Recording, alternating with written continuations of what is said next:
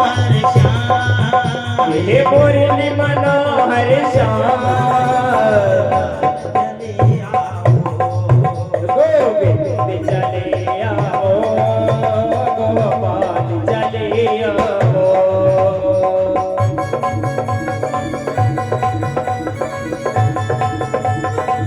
जय हो।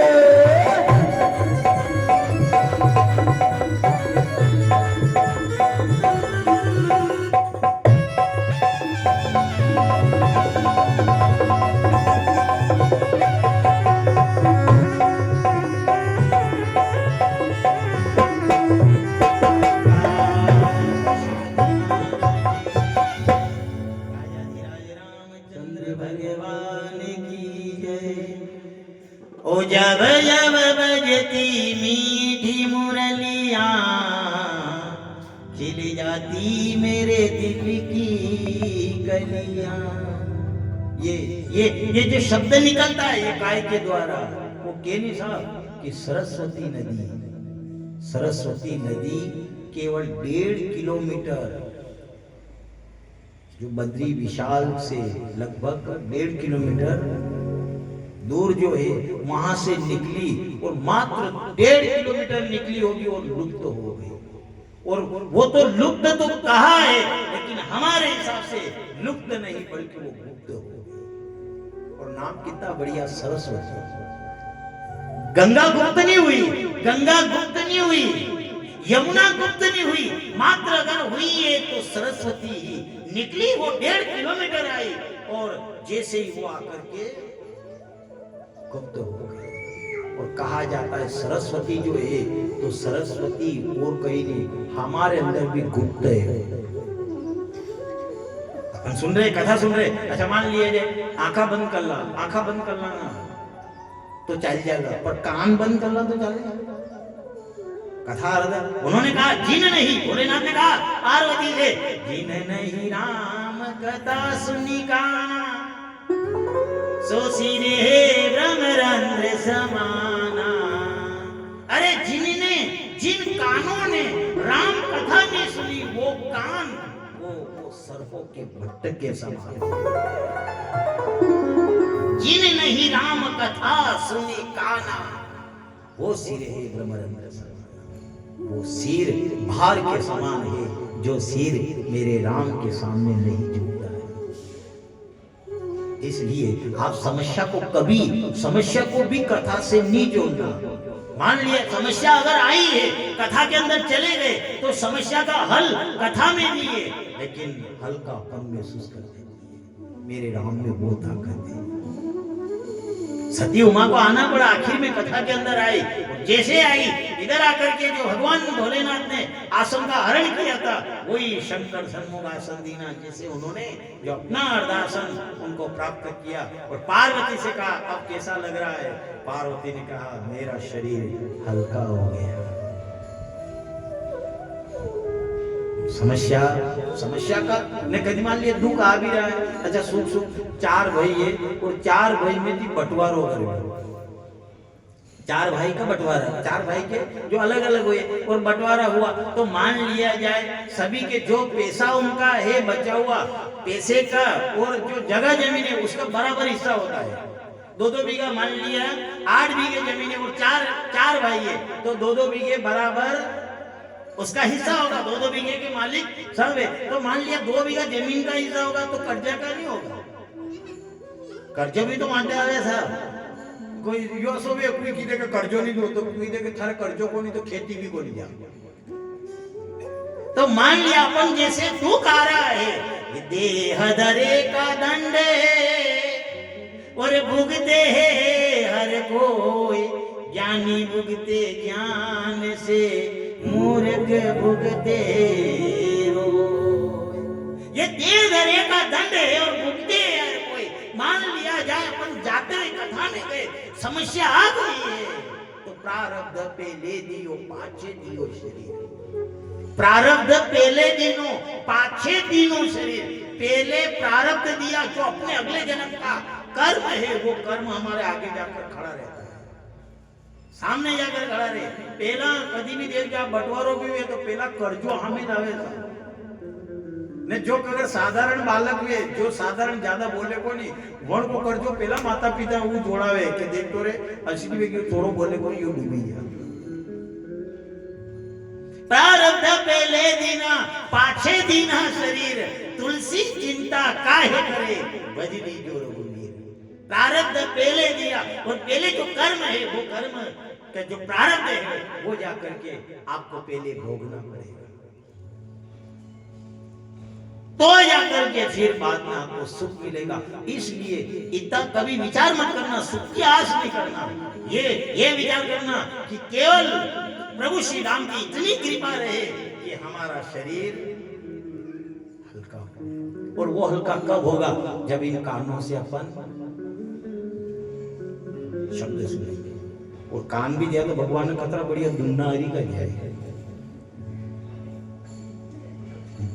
कल्पना कीजिए साहब, देखो रही तो ने खीर जो बने तो घना घना पाल लिए। दूसरा ही बात नहीं कर रहा, दूसरा बोली एक दुन्ना में काम चला ही दे। पर आप लोग गुप्ता जी के तो 2 दुन्ना है, बात भी सही है सर। देखो परमात्मा भी कितना कलाकार है, कान भी दिए तो 2 दिए और 2 भी दिए तो बिल्कुल दूने धरी के। ये दूने धरी के क्यों दिए ना? कभी कभी परोसकारी वालों में आया साहब जब दुन्ना फेंक जाओ तो एक दुन्ना फेंको क्या, एक ही करे यार कि 2 देखा रही तो किया में चलेगा, पीने में अच्छा रहेगा।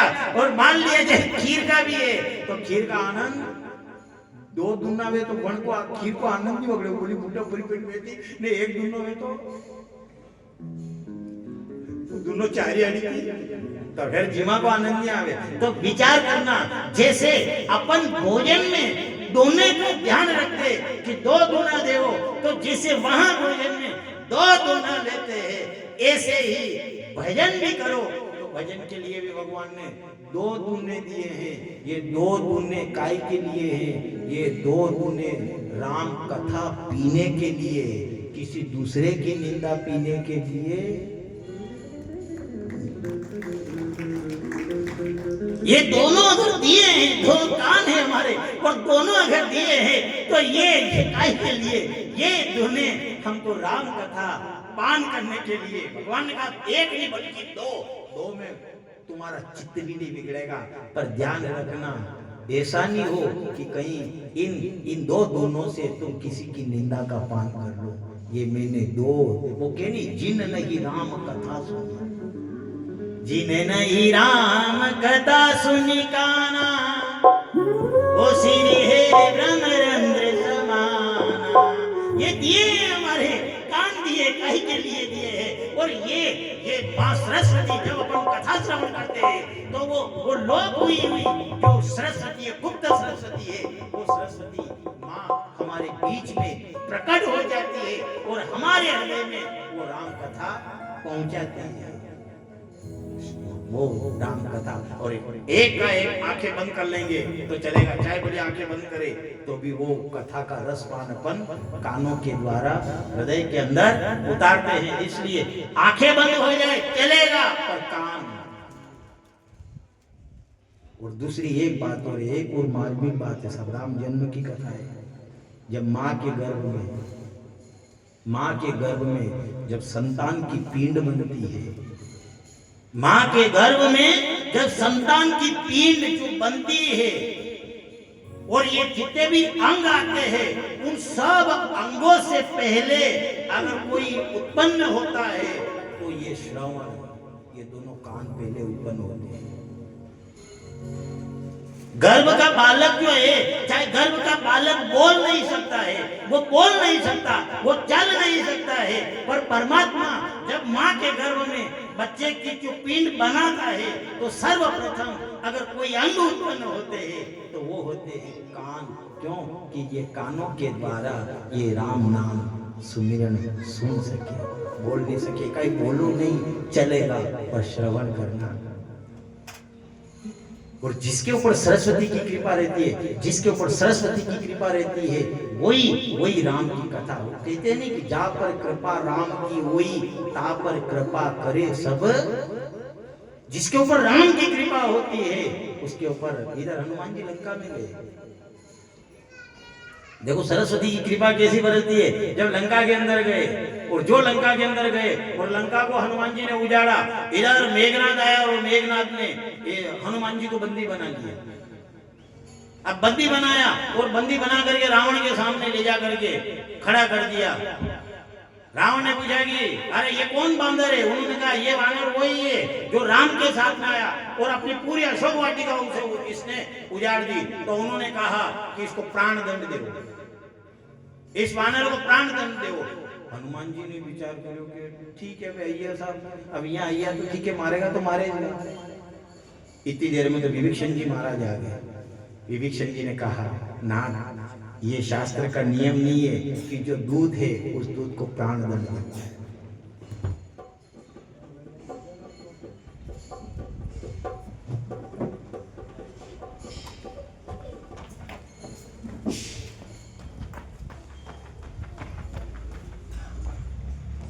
की जय। इधर जैसे ही रावण की सभा में महावीर जी गए, देखा इसने पूरी अशोक वाटिका उजाड़ी। हाँ, उन्होंने कहा इसको प्राण दंड दो। इधर विभीषण जी महाराज आए। विभीषण जी ने कहा महाराज ये शोभा नहीं देता है, फिर क्या करे? इसको आप कुछ दूसरा दंड दे दो, अंग भंग करके भेज दो, पर प्राण दंड देना शोभा नहीं देता।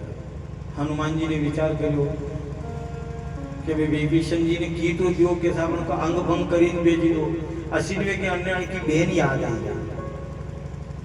ने, अगर रावण ने की जो कि जैसे अपनी बहन शूर्पणखा को नाक काट्यो, अश्वानी वांद्रा को भी नाक काटी दो, तो ये नकटोवी ने जो अपना ने यहाँ थी माँ जानो हमकी तो मरनो अच्छो है।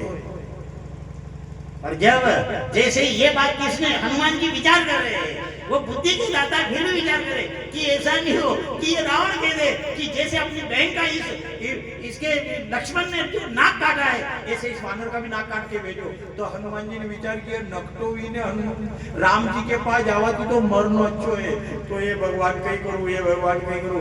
और जो राम जी को याद किया, मेरे सिरे पर सीताराम फिकर पीर काहे की, मेरे सिर पर सीताराम फिकर पीर काहे की।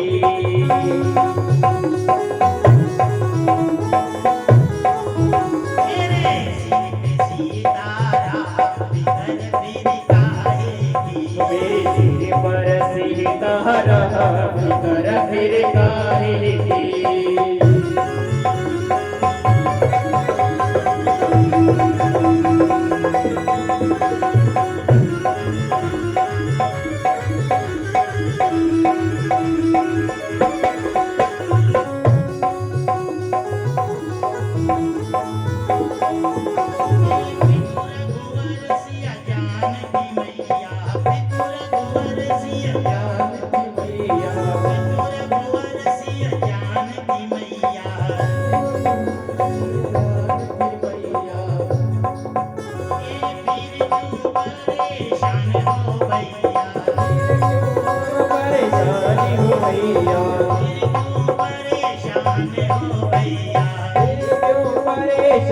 हो भैया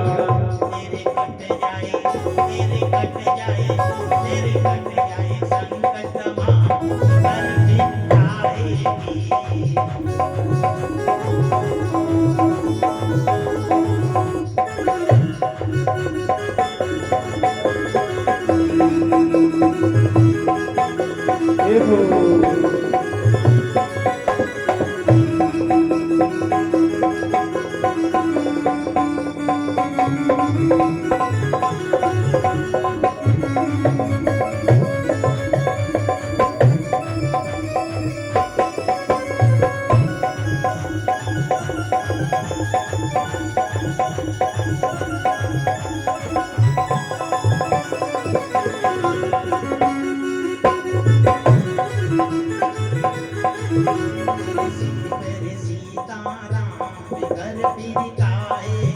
मेरे सिर पर सीताराम फिकर फिर काहे की।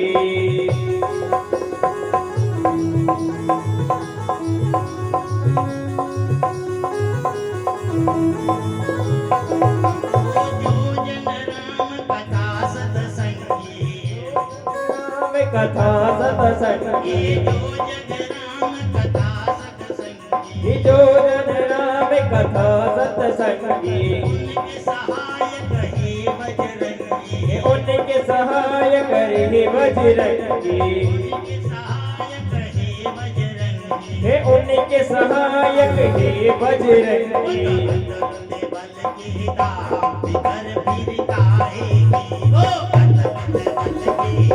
फिकर फिर काहेगी मेरे सिर पर सीतारा फिकर फिर काहेगी सिर पर सीतारा फिकर काहेगी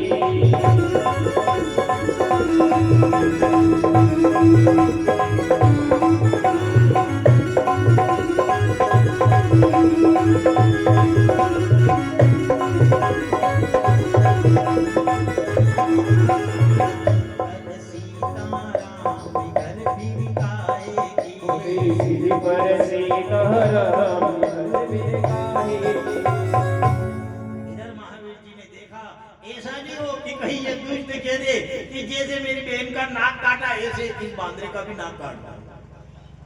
तो दूसरू चल जावा कई आदमी पर नकटो विने ने राम जी के पास जाऊंगा तो राम जी के आगे जानकी को पतो लगावा बोले गयो ने नाक कटे ने। और ये साहब सबकी खतरनाक चीज है।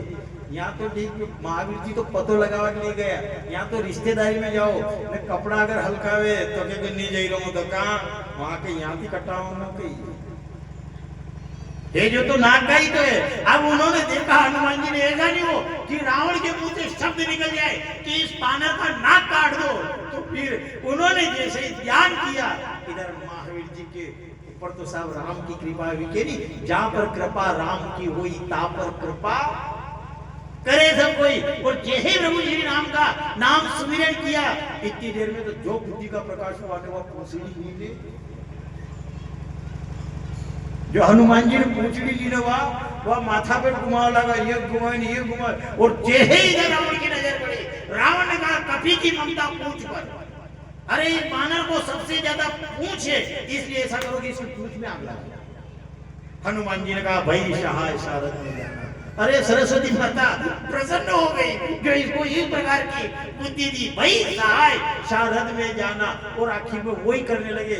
राम की कृपा थी जो मूस की विचार कर लो, राम की कृपा थी जो मूछ की पूंछ भी उतर गई। अगर राम की कृपा नहीं होती तो वो पहली गाय सिर पे सीताराम कर फिर काहेगी मेरे सिर पर सीतारा फिकर फिर काहेगी काहेगी रे काहेगी काहेगी रे काहेगी सिर पर सीतारा फिकर फिर काहेगी मेरे सिर पर सीतारा फिकर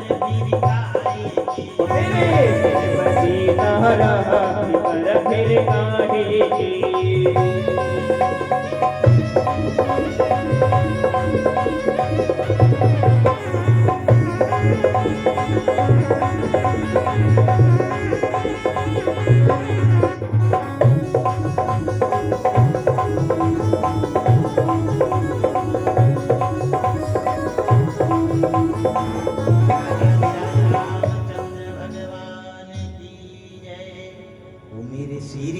सीताराम फिकर फिर काहेगी। इधर पार्वती मैया ने हाथ जोड़े और हाथ जोड़ करके भगवान भोलेनाथ से प्रश्न किया। इधर भगवान भोलेनाथ ने कहा राम कथा सुंदर करतारी संशय विहग उड़ावनारी। अरे हे पार्वती धन्य हो तुम, मुझे अब ज्ञात हो गया है कि जिस प्रकार मेरे राम प्रभु की कथा में मैं मग्न रहता हूँ इस प्रकार तुम भी मगन होना चाहते हो। और हे पार्वती सुनो, ये राम कथा सुंदर एक ताली, जैसे अपन ताली बजाते हैं और ताली बजाने से जो पेड़ के ऊपर पक्षी रहते हैं, वो पक्षी उड़ जाते हैं। इसी प्रकार से राम कथा सुंदर कर ताली, ये राम कथा ऐसी ताली है कि जो मन के अंदर संशय रूपी पक्षी जो बैठते हैं वो सब पक्षी उड़ जाते हैं। तुमने प्रश्न किया है कि निर्गुण ब्रह्मा साकार रूप का उदाहरण करते हैं, तो ये निर्गुण और साकार, निर्गुण और साकार का अर्थ मैं बताता हूं। निर्गुण क्या है? निर्गुण नीर, नीर किसे कहते हैं? नीर पानी को कहते हैं, पानी नहीं कहते। निर्गुण, नीर पानी का कोई गुण नहीं होता है, पानी का कोई आकार नहीं होता है। ये निर्गुण वाले जो कहते हैं कि अच्छा घना घना के लिए सब निर्गुण में ताकत है, निर्गुण में ताकत है, लेकिन अपने तो साकार एक आश्रय चाहिए। किस आश्रय से रहेगा? मान लिया जाए आप पानी को पकड़ना चाहो, पानी को हाथ में ले वो देखिए उंगलियों में वो गीली हो जाएगी, लेकिन और वो सूखते जैसे गीली हुई है ऐसे सूखते आपको मालूम नहीं पड़ेगा, देखते ही देखते वो पानी चला जाएगा। वो क्या है? ये पानी का कोई स्वरूप नहीं है। इसलिए तो कहा है निर्गुण ब्रह्मा सगुण वपुधारी, ये निराकार भगवान साकार रूप कैसे ला? कहते सब वो परमात्मा आया है, वो साकार अवतार लेकर के आया है, वो निराकार है। अब विचार कर लो, ये तो ज्ञानियों का मामला है। जो ज्ञानी अगर है और वो अगर निर्गुण ब्रह्मा तक जाए तो वो जा सकता है, पर बेचारे जो भोले हैं जानते नहीं है, फिर उनके लिए तो ये परमात्मा साकार बना है। ओके नहीं साहब, मान लिया यहाँ तक सीढ़ी है, सीढ़ी लगी थी, अब छत पे जाने के लिए एक सीढ़ी है और वो सीढ़ी के ऊपर परमात्मा खड़ा है और वो कहता है ऊपर आ जाओ, आ जाओ। वो कौन? वो परमात्मा कह रहा है कि तुम आ जाओ। अब विचार कर लो, जो ज्ञानी है वो ज्ञानी तो ज्ञान के द्वारा उस सीढ़ी के ऊपर, तो फिर कोई अज्ञानी था, उसने पूछा कि ये सीढ़ी क्या ऊपर चढ़ने के लिए है, ऊपर आने के लिए है? उन परमात्मा से हाथ जोड़ करके कहा, किसने? अज्ञानी ने कहा। ज्ञानी है वो तो ज्ञान से ऊपर उस सीढ़ी के ऊपर पैर देकर ऊपर तक चला गया और ऊपर परमात्मा खड़ा है। उस परमात्मा से अज्ञानी ने पूछा कि ये सीढ़ी क्या ऊपर चढ़ने के लिए है? परमात्मा ने कहा नहीं, ऊपर चढ़वा के लिए भी है और नीचा।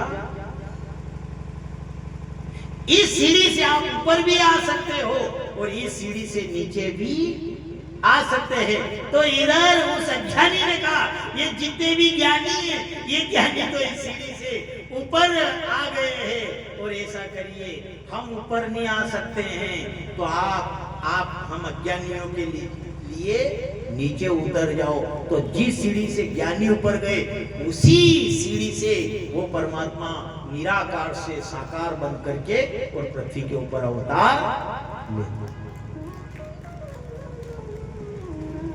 निर्गुण वाणी अटपटी और झटपट समझना, झटपट जो समझ आ जाए तो खटपट ही मिट जाए। विचार कर लो, जिस सीढ़ी से ज्ञानी ऊपर जाता है उसी सीढ़ी से वो निराकार है, वो नीचे भी आता है। उन्होंने कहा ये पार्वती ने बड़ी मार्मिक कथा पूछी है। भोलेनाथ मगन क्यों हुए? भोलेनाथ ने एक तार जोड़ा, तार किससे? उस करतार से जोड़ा। उन्होंने कहा, तुमने कहा निर्गुण, नीर कहते पानी को, पानी का कोई स्वरूप नहीं होता है, पर आप देखना पानी को हाथ में पकड़ो नहीं आए, वो निराकार है। पर जब उस पानी को आप किसी यंत्र के द्वारा अगर उस पानी को आप फ्रिज में रख देते हो तो फिर तो बोलिए आगरा को बुदा होगा। ये क्या है? वो निराकार है, निराकार है। लेकिन जब भक्त उस निराकार परमात्मा को जब भक्ति के अंदर जो रखता है तो जो परमात्मा हाथ में आने वाला, पानी हाथ में नहीं आए, वो चाहे तो 2 उंगलियों के ऊपर, ये क्या है? वो पानी के स्वरूप में था, वो निराकार। इसलिए उन्होंने कहा कि तुम साकार हो कि तुम निराकार हो। तभी मेरे राम ने कहा है, ना तो मैं साकार हूँ ना मैं निराकार हूँ, ना मैं साकार हूँ ना मैं निराकार हूँ। मेरा भक्त मुझे जिस आकार को बनाए मैं तो उस आकार के अंदर प्रवेश करता हूं। आकार में आ गया ये सब निराकार ये निर्गुणी वाला घना घना वाता भी करे कभी के साहब लिखे का आपने कहीं नहीं आ गया ये घना घना यूं के निर्गुण वाला बेचारा ये साकार वाला ये राम जी ने मांगा कि क्या है मूर्ति के अंदर, मूर्ति पूजन से क्या होता है। न सही बात भी है, सफेद पत्थर की है पर अपने देखने का नजरिया चाहिए। देखने का नजरिया अगर सत्य है, देखने का नजरिया सत्य है तो मूर्ति के अंदर भी राम नजर आएंगे। देखने का अगर नजरिया अलग है तो मूर्ति के अंदर राम नजर आएंगे, और देखने का नजरिया गलत है तो मूर्ति के अंदर राम के अंदर भी आपको वो मूर्ति घनी जगह कैलेंडर नागा था। अगर मान लिया वो नजरिए में पूजा करनी है, पूजा करनी है कसम भगवान करती मिलिया तो बड़ी कैलेंडर पे जो भगवान मिल जाता का बड़ी वो अगरबत्ती उसका मन अच्छा है कि साहब वो कैलेंडर है, चाहे लक्ष्मी की तस्वीर है, सरस्वती की, गणपति की तस्वीर है, और वो कैलेंडर टंगा हुआ है, नीचे वो गड्ढा है जो तारीख दिखाता है। अगर उसकी भक्ति अच्छी है, श्रद्धा अच्छी है तो वो निराकार को भी साकार मान लेगा। उस कैलेंडर के अंदर भी परमात्मा को देख करके अगरबत्ती लगा लेगा। और जिसकी अगर श्रद्धा नहीं है तो वो लक्ष्मी को भी वो एक पुष्टा समझेगा, ये टांग रखा है। देखने का ये सब विद्यमान रहता सभी के संग हूँ, करता न किंचित अंग, जो रंग बच्चे में रंगा चढ़ता न दो जा रंग है। वो सबके अंदर है लेकिन सबसे अलग है, वो निर्गुण है। देखो आपकी गाड़ी ने कसा बाहर जई रहा, अब बाहर जई रहा अपनी गाड़ी में हवा, एक टायर में हवा निकली, हवा गाड़ी जा। अब मान लिया जाए वो सीधा प्राणी गया, वो किसी निर्गुण वाले के पास में गया जो निर्गुण ने जान लिया। उन्होंने पूछा साहब आपके यहाँ क्या हवा है? उन्होंने क्योंकि यह शादी लिया हवा है। अब बोलो साहब मान लिया अच्छा हवा कौन है? हमारी ये यात्रा कपड़ा का ही यूं तो क्या हाथ तो ठंडी ठंडी। अब बोलो साहब यहाँ जगह सामने कोई आ गया, कोई आया और निर्गुण वाले के पास में चला गया और उसने वो पूछेगा आपके यहाँ कहीं हवा है? तो वाला क्या बेंजा हवा नहीं यार, ये क्या ये चल रही है, सब हवा ही है। अब ये चल रही है हवा है पर अपनी गाड़ी नहीं चले। अब बोलो साहब वो हवा क्या अलग है? हवा यही है। अब फिर उसने कहा यार किस पागल से पाला पड़ गया है, फिर वो आगे गया, ये क्या निराकार है। फिर वो आगे गया, किसी ने पूछा अरे भैया हाँ, अरे हमारी गाड़ी में एक टायर की हवा निकल गई, तो क्या आपके यहाँ हवा है? वो कहेगा तू जो ले रहा है ये क्या है? अंदर जाए और बाहर आए, ये क्या है? निरंजन माला गट में पिरे, निरंजन माला गट में पिरे, निरंजन माला गट में पिरे, निरंजन माला गट में पिरे।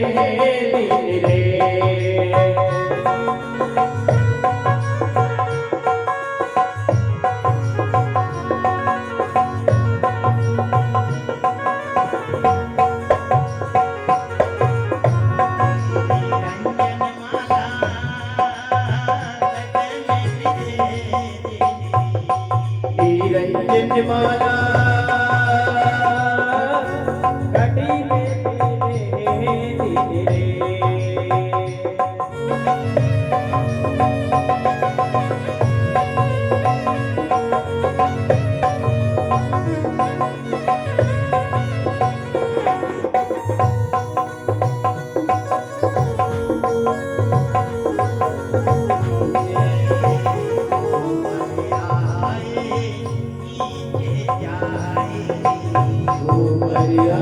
धीरे नीचे जाए,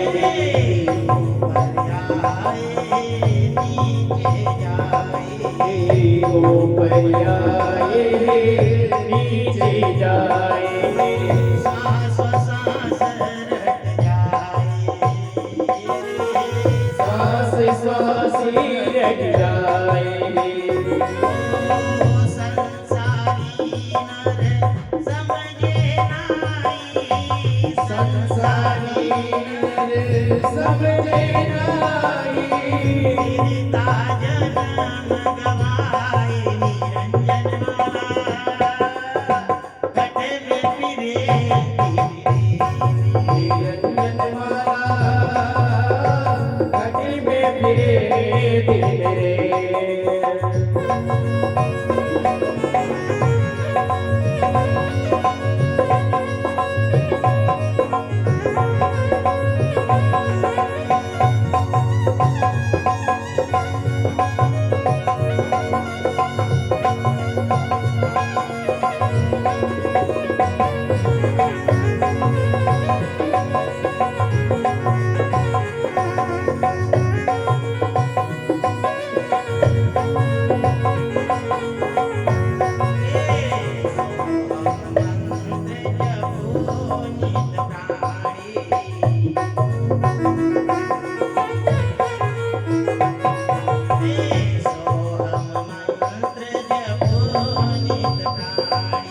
सोहम मंत्र जपे नित प्राणी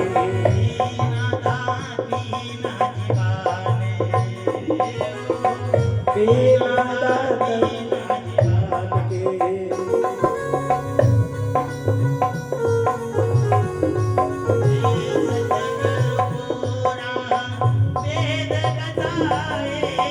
सतगुरु पूरा वेद बताए निरंजन माला घट में फिरे दिल रे निरंजन माला घट में फिरे दिल रे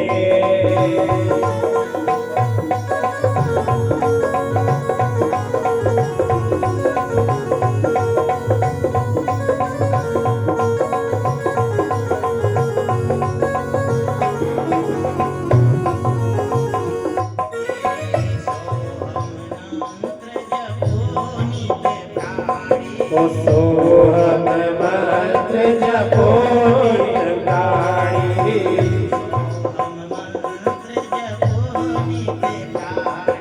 सोहम मंत्र जपो नित प्राणी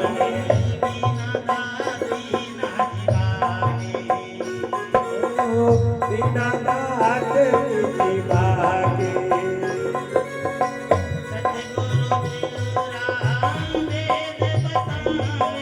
सतगुरु मेरा वेद बतावे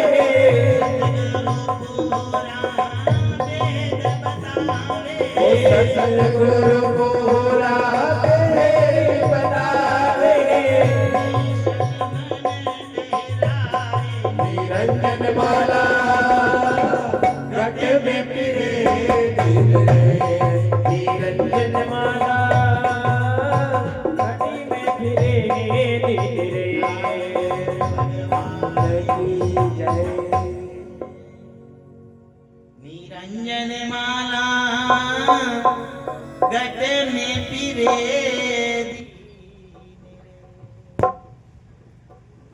अब विचार कर लो, मान लिया जाए अपन कहते हैं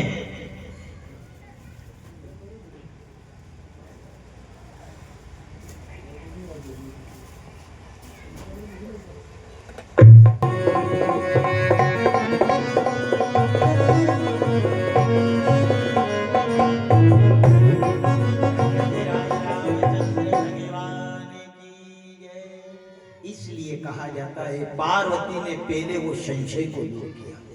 पार्वती ने कहा अगर मान लिया जाए जब तक मन का अगर संशय नहीं गया, मन के अंदर का संशय दूर नहीं हुआ, तो ये राम कथा हृदय के अंदर विराजमान नहीं होगी। जो घट खाली करना पड़ता है।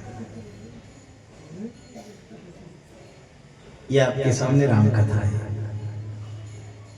आप चाहो तो घरे लीजिए ने को अध्ययन करी से